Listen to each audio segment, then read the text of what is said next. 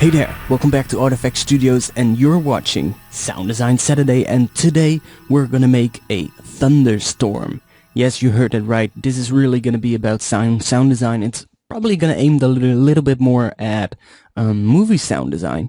So we're gonna make a Thunderstorm, and as you can see, I've loaded up a couple of samples, and I've got a MIDI track. So we're basically gonna do this by using sampling and synthesis to create a realistic sounding thunderstorm. Now, one of the things that you need to understand before we can actually start doing this video is the actual physics of how sound travels through space. So you need to know that low frequencies travel further than high frequencies, which is pretty obvious. I mean, when you go to a club, for instance, and you're standing in line waiting to get into the club, and most of the time you will not hear the high frequencies. You will only be hearing the low frequencies, because the low frequencies travel further. And thus, when there's a wall between you and the sound source, and most of the time you will not hear the high frequencies. You will only be hearing the low frequencies. They just don't travel far enough to go through the wall, while the low frequencies do travel far enough to go through the wall. So that's also the reason why a lightning strike that is really up close will have that electrifying high frequency kind of sound to it, while a lightning strike that's much farther away will sound like a low rumbling noise. It's basically really simple, but if you understand that, we can actually implement that into our music. The same goes for wind. If a wind is further away, then you will only hear the low frequencies of the wind, and when that wind comes towards you, you will get more and more high frequencies, and as soon as it has moved past you, you will start hearing a lot less high frequencies again. It's basically gonna fade out again until the next gust of wind comes past you. So you can see I have a MIDI track, and in this MIDI track there I'm gonna load up a plugin, and I'm gonna use this MIDI track to create the wind. Then I have this recording of rain. This is basically a recording that I found on the web. You can use any kind of thing. You can also synthesize rain, and I'm actually gonna show that today. It's not gonna sound as realistic as a real recording, so I'm gonna use a mix of a recorded rain sound and a synthesized rain sound to basically just fill it out a little bit. And then last but not least, I've got the Thunderstorm recording, and I'm gonna use this sample for the actual lightning strikes, because synthesizing a lightning strike is not easy at all, and I don't want to make this video really long, so I think I'm gonna use a sample for that. So let's get started with the wind. I mean, the key element of a storm is a wind, right? So what do you need to make wind? Well, you basically just need a synth that is capable of creating white noise. So operator would be a good choice. And you can use different ones instead. I mean, Native Instruments Massive has a noise generator, and Cakewalk Zeta 2 has a noise generator. Silent One has one. So you can basically just pick any plugin that is capable of creating white noise. So for instance, we have operator here, and I'm gonna set the waveform to noise white. I have a filter here set up. I'm gonna bring the frequency cutoff down, and the resonance, I'm gonna keep it about here. And when I now play this, I've already got this note in here. So if I now play this and play around with the frequency knob, you can hear that we basically already have some kind of a wind sound.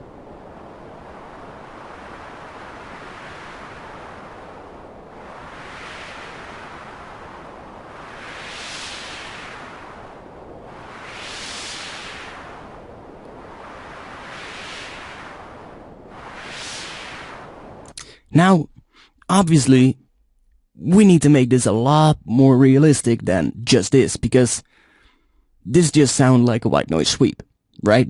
So I'm gonna take out operator, because I don't want to use operator for this. You can use operator if you want, but if you want to make a really realistic sounding wind, then you probably need more than one instance of operator, because it only has one filter and one LFO, and I need a little bit more than that. So I'm going to take out operator, and I'm going to load up Cakewalk Zeta 2. Now Zeta 2 is a plugin I really like a lot. It's capable of doing so much different things, and I really love the filters. So we're gonna start with initializing this patch, so now we don't have anything. And then right here at the waveform, I'm gonna select generated noise. So with generated noise selected, I'm now gonna select a filter. So let's see which one I'm gonna use.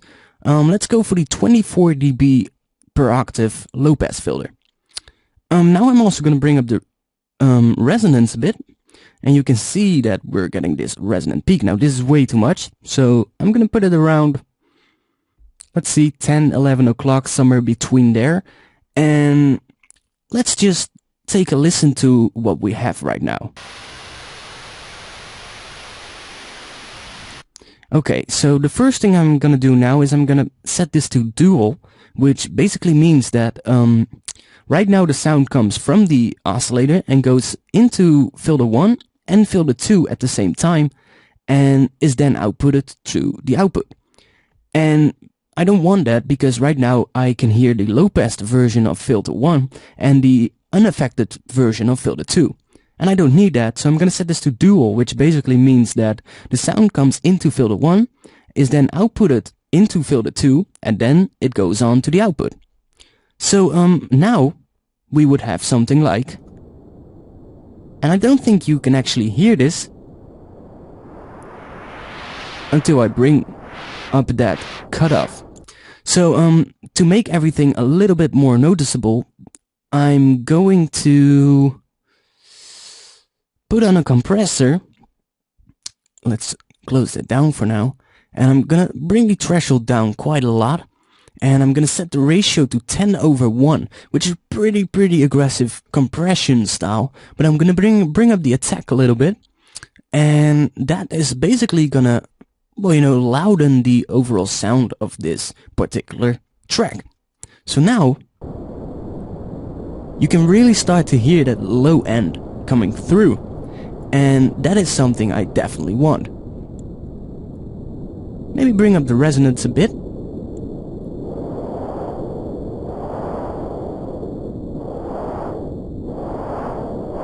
And now you can actually start hearing that wind kind of sound. So what I'm gonna do is I'm gonna go to LFO 1, I'm gonna select the sine wave, I'm gonna drag the speed down to, let's say, 0.07 Hertz, and I'm gonna click here. It's gonna place the LFO 1 as the source in the modulation matrix. I'm then gonna go to destination, and here I'm gonna select filter 1 cutoff, and if I listen to it now and bring up the range a little bit,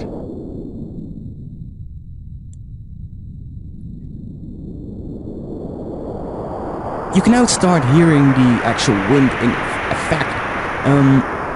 And it does sound okay, you know, but for a realistic sounding wind, this is way too generic. I mean, generic, I don't know. I mean, real wind is not like, doesn't follow a particular pattern, right? Real wind is random. So right now it just follows this LFO pattern on the filter cutoff, which is fine. I mean, there's nothing wrong with that, but I do think we need to be a little bit more specific in what we want to happen. So that's when the second LFO kicks in. So I'm gonna set this to a sine wave again, and I'm going to put this at a slightly different speed, and I'm gonna link LFO 2 with a pretty small range to the filter 1 cutoff as well.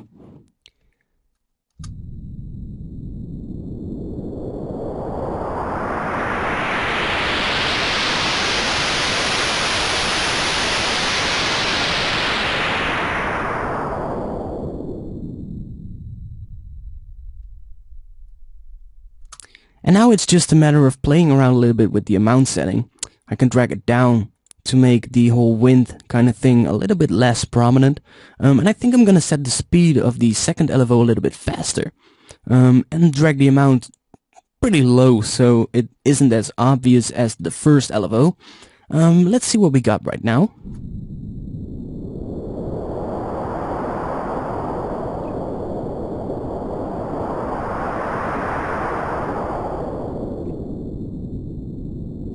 Okay, you can hear it.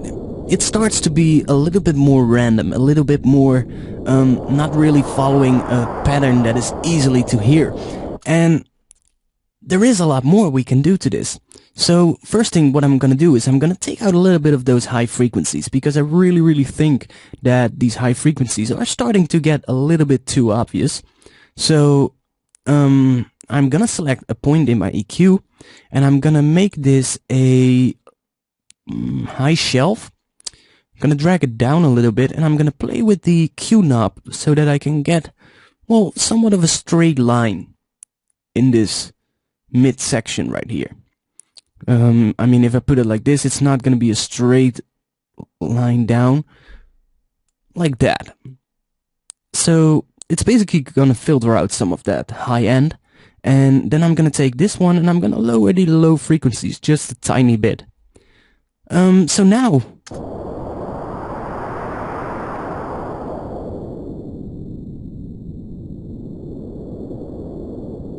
we're getting a pretty okay wind, to be quite honest. But I want to do a little bit more. So I'm gonna group this version of Z.2 and I'm gonna select this and press Ctrl+D on my keyboard, which is gonna duplicate this. Let's solo it for a moment. And what I'm gonna do is I'm gonna change the filter cutoff position to a little bit higher, and I'm gonna change the speeds on both LFOs just a tiny bit. Let's put this at 0.04, sounds good. 0.15, you know, maybe change the amounts just a tiny little bit. And I do this to basically just create a slightly different version of the noise that as the wind sound that we had in the other instance of Z.2. So now I can layer these on top of each other, and it might be wise to bring the volume of both down a little bit, like that. And what I'm now gonna do is I'm gonna pan one to the left with about 25%. 24, it's all good, and do the exact opposite on the other one. So now we are having a much more stereo sounding wind, and since wind in real life is very stereo, I mean, it's not even stereo, it's actually surround sound. I mean, wind comes from all directions, and thus, you know, spreading it up a little bit really helps. So now we have something that sounds like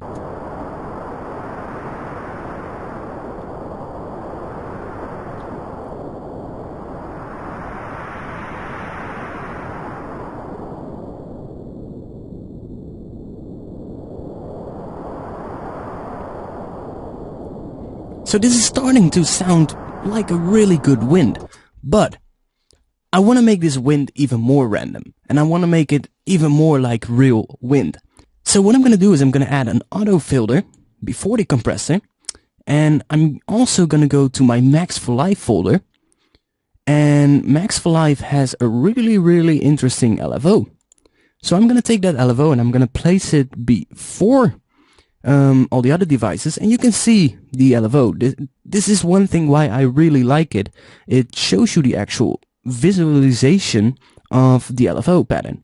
So what I'm now gonna do is I'm gonna click this map button, which is starting to blink, and then I'm gonna press the frequency knob on the autofilter. So right now the autofilter is moving like madness, and if I play this, it's definitely not gonna sound like a realistic wind. So what do we need to do? First of all, I'm gonna bring the speed down a lot. So it's like moving really slow. But right now you can see in this autofilter itself that it's moving from 0 Hertz up to 19.19K, which is way too much. So I'm gonna drag the depth down so that it only covers, well, a small area of frequencies around this mid part. Let's see how this sounds.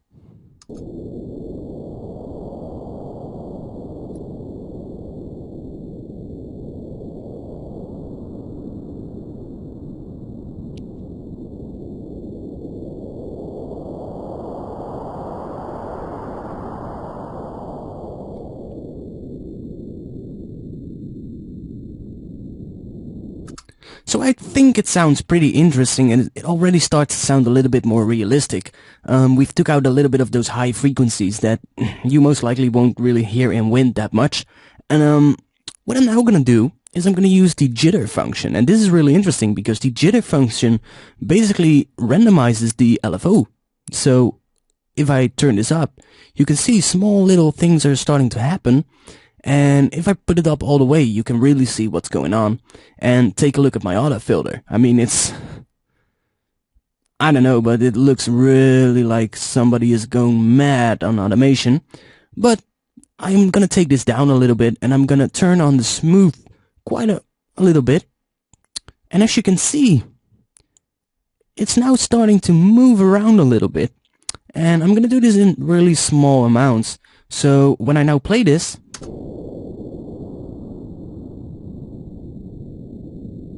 we get a much more of that, you know, realistic sounding wind.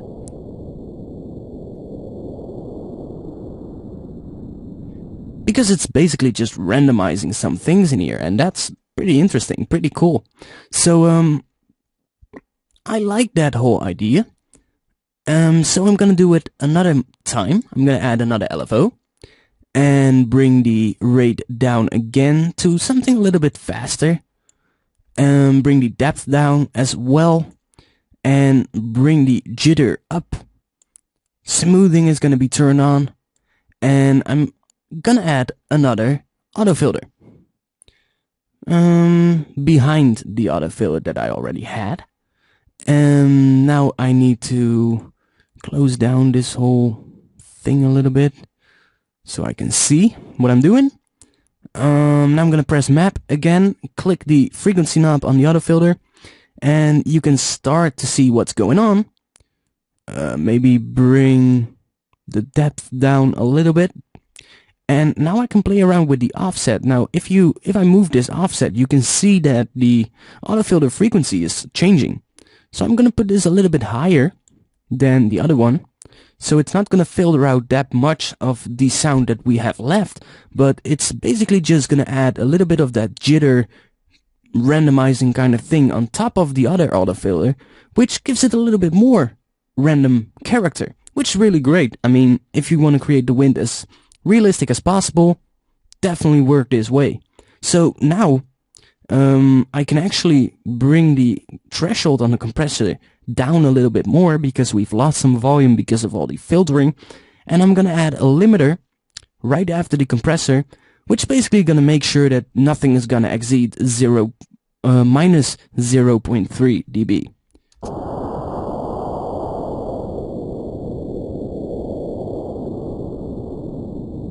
So we can actually boost this a little bit with the gain function.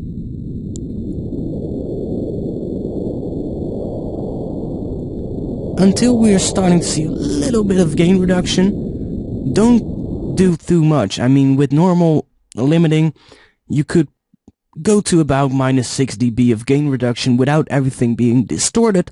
But with these kind of sounds, which are realistic sounds, you don't really want too much distortion. Otherwise, it's gonna sound pretty bad. So let's go on to the next layer. I've got this rain sample. Pretty much sounds like normal rain, but for this storm I really want it to be a really dramatic storm, and I think this rain is a little bit too simple maybe. So what I'm gonna do is I'm going to duplicate this track. I'm gonna open this up, and as you can see, the overall recording is a lot longer than the part that I used, and I'm going to drag this start position just a little bit to the right or to the left. So now our range samples are basically playing on different spaces in the sample itself. So I'm now gonna pan one hard right and one hard left. Or maybe not hard right, maybe just a, let's say 25%. And now I'm going to group these two into a group track so I can control them both at the same time. So let's listen to how this sounds.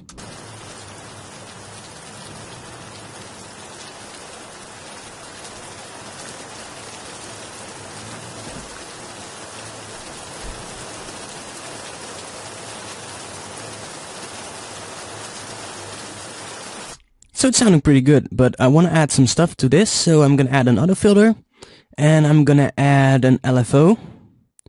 Oh, that's going to only be inserted in an audio track. Nice. Let's see.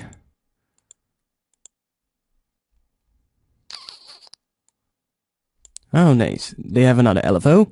We can use this one. So I'm going to set the speed fairly low, like really, really low.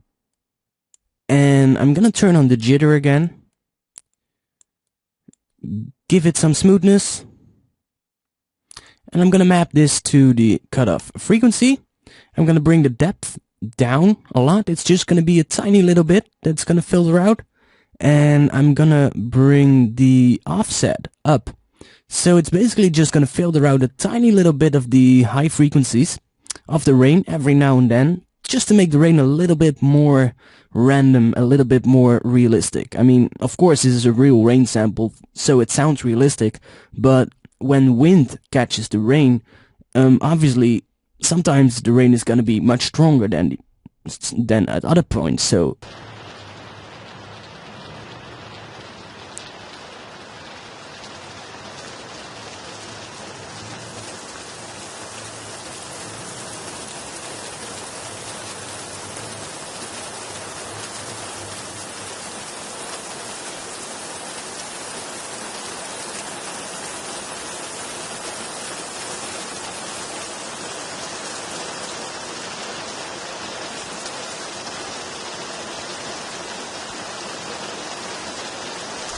I think I kind of like it like that.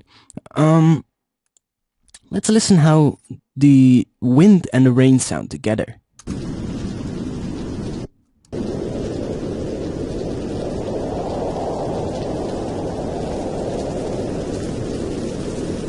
It's starting to sound pretty realistic if you ask me. So there is some more stuff that we can do, and I want to show you that. The first thing I'm going to do is I'm going to bring the volume of both of these down to -10 dB, just so that we get a little bit more headroom to work with, because I'm going to implement the Thunderstorm. So the Thunderstorm is basically just a normal sample. I'm going to use this sample the way it is. I'm not going to chop it up. I did, you know, chop off a little bit of the start, so it starts right at that thunder hit, that lightning strike, and the sample basically just sounds like this.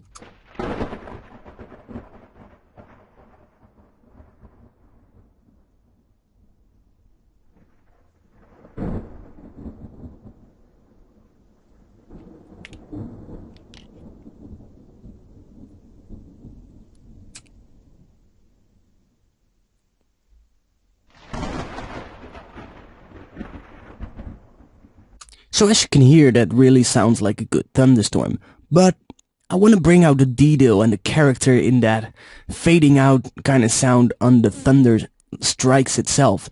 Right now it sounds pretty dry, and this mic really that was used for this recording probably didn't record at all the low frequencies coming from out of the distance, and you know, we need to bring out some detail.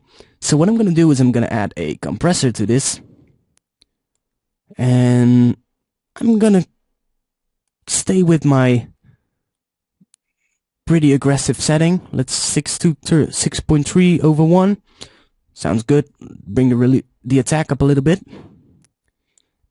Not too high, just keep it around there.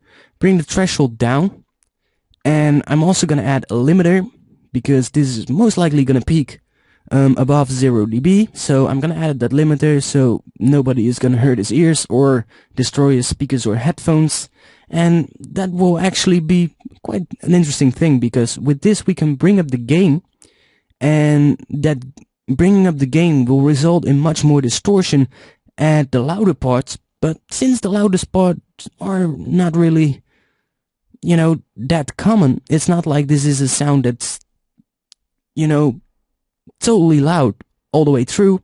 It's just, you know, some loud peaks here and there, but I don't really care if those are going to be smashed or squashed by the limiter. So right now it's going to sound like,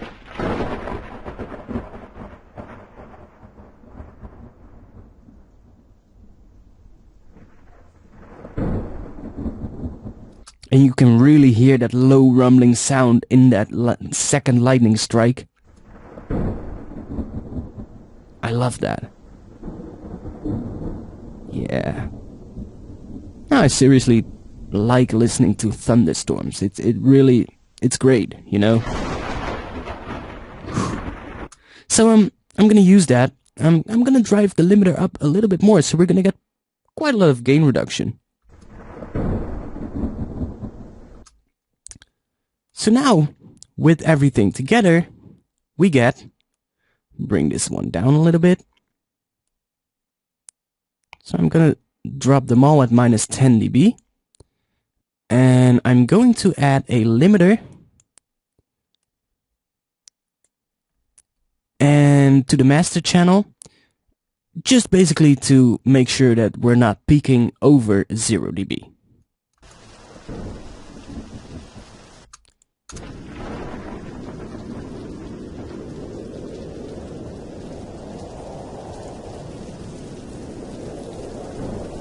So let's add a compressor before this. Bring down this a little bit to basically bring up the volume a little bit.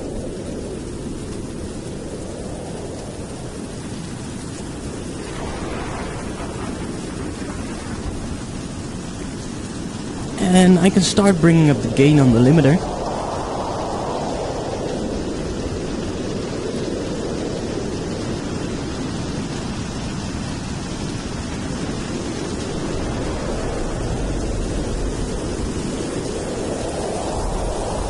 So it's starting to become pretty realistic. I'm gonna take the wind down a little bit because I think the wind is a little bit too prominent.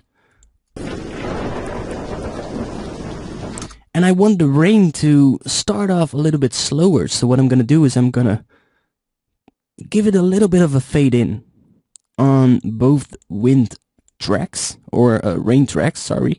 I'm gonna give it a little bit of a fade in. So you're gonna hear the thunder strike first.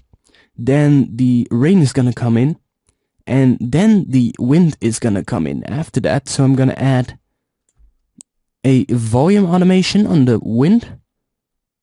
Add it like that. Let's take a listen.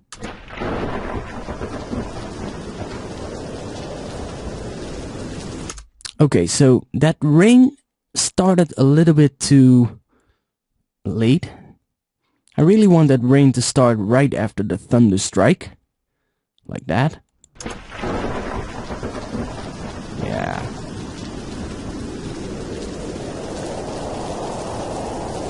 So maybe we need to bring the wind down a tiny little bit more.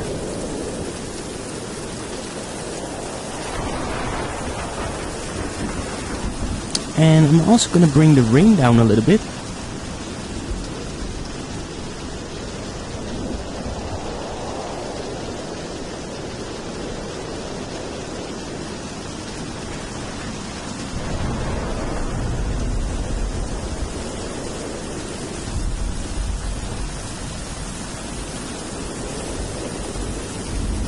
Let's add a little bit of saturation right after the compressor.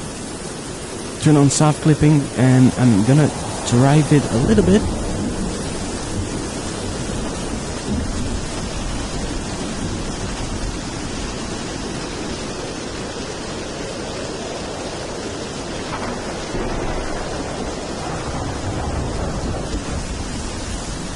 And there you have it. A really realistic sounding wind. Oh yeah, there's one more thing I wanted to do. Show you guys how you can make wind or rain with synthesis. Now this is pretty much the same thing as for the wind, although it's a little bit different. I'm gonna use operator for this because we don't need any more than one noise oscillator. Turn this to noise, solo this one, and I'm gonna take this MIDI clip, so we get that. And now I'm gonna add, let's see, I'm gonna add two autofilters. Oh, two autofilters. This one is gonna be at 1000, and this one is gonna be at 2000. So, am I doing this right? Yeah. So now we get. I might bring up the Q to 1 on both of them.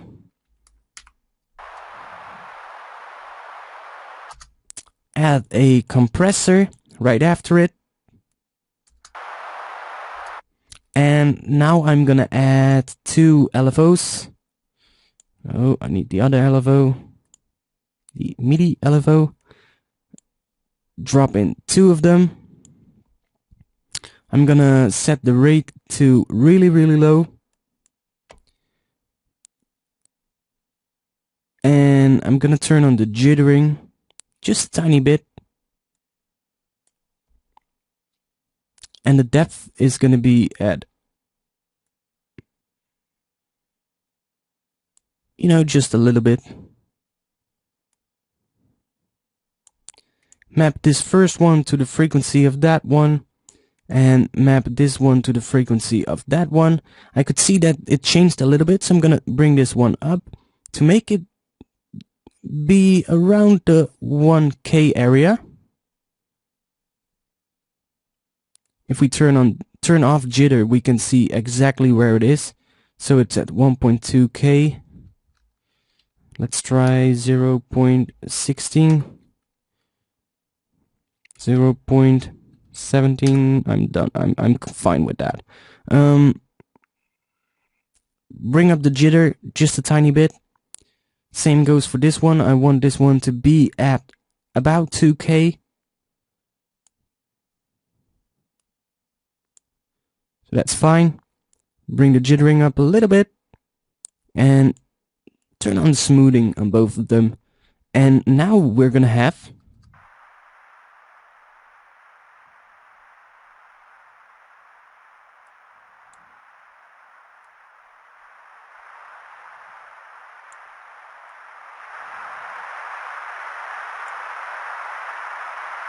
so, you know, it does sounds a little bit like rain, but it's not really that realistic rain. It's not like the other one. I can add an EQ to bring out some of the highs a little bit, but it sounds too much like a white noise. So I'm gonna bring the volume down and gonna listen to how it sounds together with the other two rain samples. You know, it does fill out the spaces in between a little bit. So I think we're done. There you have it. How to make an interesting sounding thunderstorm with using sampling and synthesis together, put together in this, and you've got a pretty interesting realistic thunderstorm that you can use in a film, video project, or in an intro of your track or a breakdown, whatever you think it's gonna suit it. So as a last thing, one more thing you could do to make this all sound a little bit more cohesive. Right here I've got a Convolution Reverb Pro. You could use the standard Ableton reverb if you want, but this is the reverb that comes with Max for Live that is now implemented into Ableton Live 9. And I've thrown this up on here. I took one of the longer sounding reverbs. The biggest space is BM7 Hillside. I brought up the decay a little bit, and I can now, you know, just add some reverb to that rain. And gonna add a little bit of reverb to the wind, and I'm gonna do the same for the thunderstorm. And this is the final result.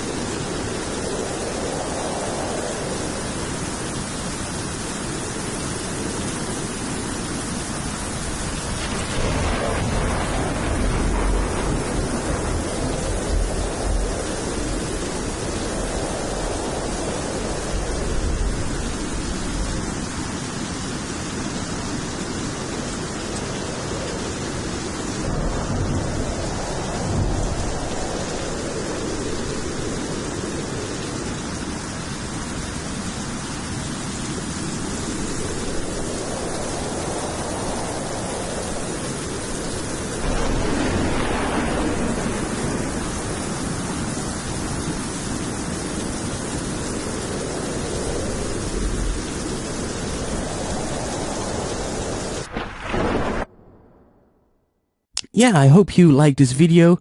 If you have any ideas for sound design videos that I'm gonna do in the future, then please leave them in a comment below this video, and I'll see if I can do one about it in one of the upcoming Sound Design Saturdays. If you have any questions regarding this video, please click the bottom left to tweet them at Artifact Studios. And if you have any music and you want me to give some feedback about it, or if you've made a Thunderstorm sound yourself and you want me to listen to it, give you some tips, come to my forum. It's at www.artifacts-studios.com, and register there. You'll get an account for both the website and the forum, and you can post your music on there, give some feedback to other users, and you most likely will get some feedback back. I don't have the time to give feedback to every single one of them, but I try to do at least one feedback round a week.